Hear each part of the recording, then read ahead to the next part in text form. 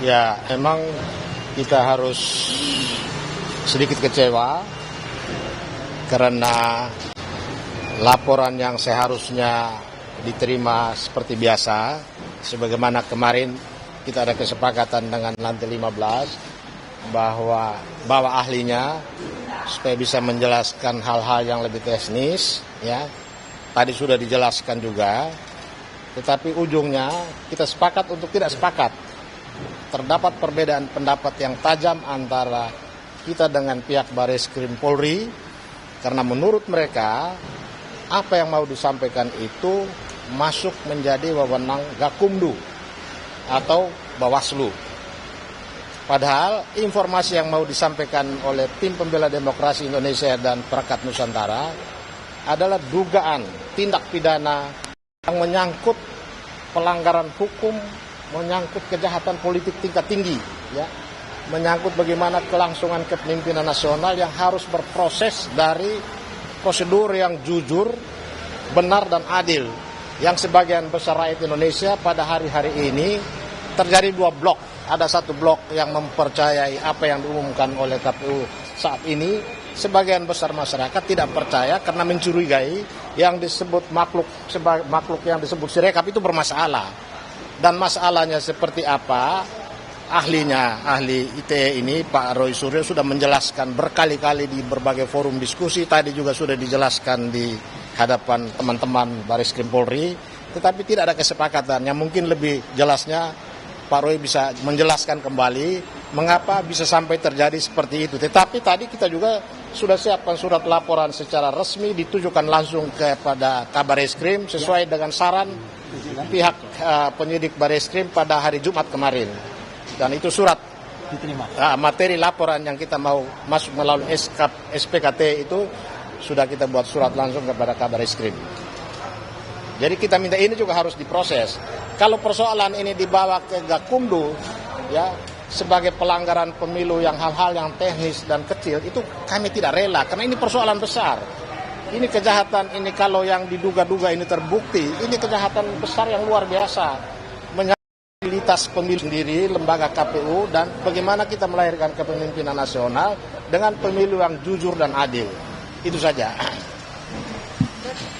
Sudah sampai di dalam, kemudian laporannya ditolak atau seperti apa nih Pak? Ya, jadi sepanjang yang saya ketahui tadi, memang ada diskusi sebelumnya dan kita menghormati bagaimana Bareskrim itu memproses laporan agar sorry.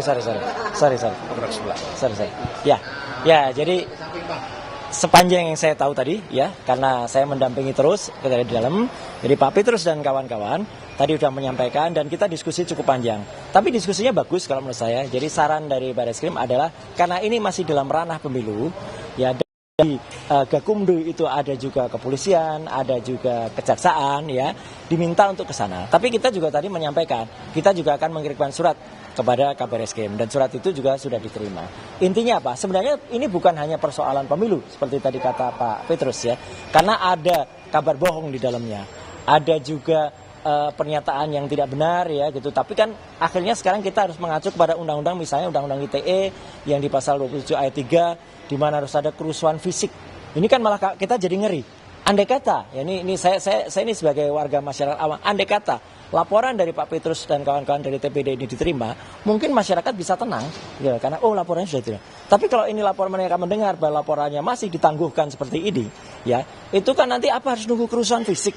Kita kan, saya sendiri kan tidak berharap terjadinya apa yang seperti tahun 98 itu terjadi lagi gitu loh. Dan memang undang-undang sayangnya mengatakan demikian. Harus ada kerusuhan fisik gitu. Apa kita harus menunggu itu. Dan yang kedua adalah ada juga bukan hanya soal, tapi misalnya soal pelanggaran undang-undang perlindungan data pribadi. Soal server yang ada di luar negeri dan kemudian ada di dalam negeri.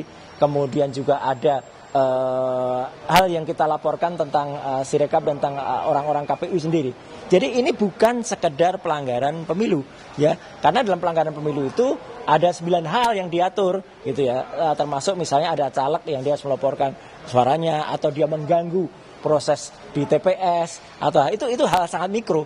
Ini persoalan ini sangat makro sebenarnya.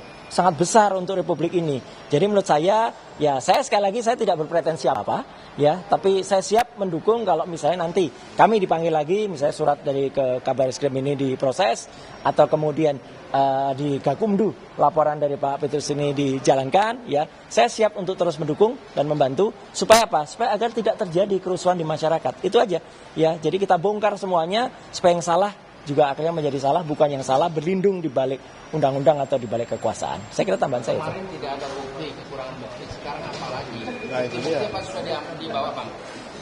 Sudah. Jadi buktinya lengkap, ada semua, termasuk ketika situs itu didaftarkan di Singapura, kemudian itu tidak diakui, ya. Salah satu komisioner KPU, ya, 2 minggu yang lalu dalam konferensi pers ini di depan publik, yang konferensi pers waktu itu dia tidak menerima wartawan itu loh, ya, yang dia terus pergi gitu aja ngaci, dan itu kan dia menjelaskan tidak ada data di luar negeri, itu salah besar, itu bohong gitu, ya, gitu. Kemudian Penolakannya apa ini, Bang? nah itu tadi Pak Petrus yang lebih mengerti Ya, secara alasan hukum. penolakannya bahwa ini masuk dalam ruang lingkup wewenang Gakumdu. Masih ranah Menurut pemilu. kami ini mengecilkan masalah. Karena isu yang kami bawa untuk diserahkan kepada Bareskrim ini adalah isu tentang sebagian besar masyarakat tidak percaya terhadap angka hasil penghitungan KPU yang sekarang mulai dari tanggal 14 Februari sampai sekarang ini kok sama. Ada dugaan bahwa itu manipulasi yang bersumber dari sirekap yang disebut-sebut, Ya. yang diandalkan oleh KPU sekarang. Yang kedua, karena ini diyakini sebagai suatu hasil yang tidak betul, dan ini sudah menimbulkan keonaran, masyarakat saling berhadap-hadapan, bahkan nyaris terjadi perselisihan secara Ya. fisik.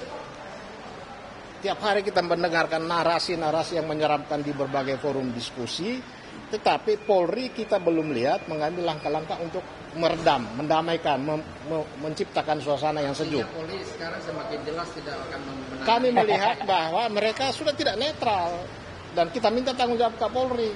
Saya sih Kalau Pak menyarankan, Polri ya. bicara bahwa ini adalah sesuatu yang menjadi perbedaan pendapat ini, berilah kepercayaan kepada Polri untuk melakukan penyelidikan dan kemudian memberikan penjelasan. Kalau Kapolri atau Kabareskrim menyatakan begitu, tentu masyarakat juga tenang. Ya. Tetapi selama ini kan kita tidak pernah dengar pernyataan-pernyataan itu. Sementara Bawaslu, DKPP, rakyat sudah tidak percaya. Karena mereka itu sudah sering kali diberikan putusan tentang pelanggaran etik yang diberi sanksi, peringatan keras terakhir berkali-kali. Siapa yang mau percaya mereka? Kita percaya Ya. Polri. Karena itu kita bawa persoalan besar ini ke Bareskrim Polri, karena dia punya kekuasaan, dia punya kewenangan, dia punya sumber daya manusia yang hebat-hebat, yang bisa menyelesaikan ini. Mungkin cukup waktu 2 minggu penyelidikan, ternyata apa yang disampaikan oleh KPU betul, ya katakan betul. Kalau tidak betul, ya katakan tidak betul supaya ditinjau kembali. Setuju. Ya, Hanya satu itu lagi, sedikit aja tambahan dari Pak Petrus. Kita tadi sebenarnya di dalam juga memberikan contoh. Saya kasih contoh yang bagus dari petugas kepolisian. 20 tahun yang lalu, waktu itu ada data yang salah atau data yang dibuat salah karena ada hacker di KPU. Ya, waktu itu KPU-nya saya angkat jempol, ya, KPU-nya masih Bu Kusnul Maria waktu itu. Ya, saya pun waktu itu bertarung dengan Bu Kusnul karena ada beberapa angka-angka yang tidak tepat atau lambat gitu. Tapi ketika kemudian ada hacker dan itu angkanya berubah, KPU kemudian tidak defensif seperti sekarang. KPU kemudian malah melapor ke polisian, Bareskrim masuk, lakukan police line terhadap server KPU, dan kemudian ketemu hackernya. Rakyat Indonesia semua senang. Win-win, itu maksudnya. Jadi artinya apa? Kalau ada kejahatan ditemukan bukan seperti sekarang. Seolah-olah mereka bilang, oh kami sudah disertifikasi, yang kami sudah kerjasama dengan BSSN, kami sudah ada Kominfo. Nyatanya apa? Nyatanya kesalahannya beberapa hari yang lalu aja 154.514 TPS salah dari 800.000 TPS. Itu kan sudah di atas 18%. Jadi menurut saya ya memang something wrong di sini. Ada sesuatu yang terjadi. Gitu. Dan sikap Polri terhadap persoalan pelanggaran pemilu ini beragam. Salah satu contoh pada waktu masyarakat melaporkan Pak Roy terkait dengan pelanggaran pemilu, di sini laporannya diterima. Terus kemarin ketika kita melaporkan, mereka bilang bawa ahlinya supaya menjelaskan, supaya laporannya bisa kita proses. Kemudian juga menyatakan kalau tidak melalui Dumas. Nah hari ini informasinya berbeda lagi, harus dikembalikan ke Gakumdu. Ini kan berarti tidak ada keseragaman. Ya. Pak, ini berarti setelah ini akan bergerak ke Gakumdu atau seperti apa ini kalau ditolak? kita tidak punya agenda ke situ. Agenda kami lebih percaya karena ini kasus besar, ya, menyangkut masyarakat banyak yang sekarang terbelah dua. Hanya Polri yang bisa clearkan ini dan menjelaskan. Kita butuh penjelasan dari Polri. Dalam hal ini Kapolri atau Kabareskrim.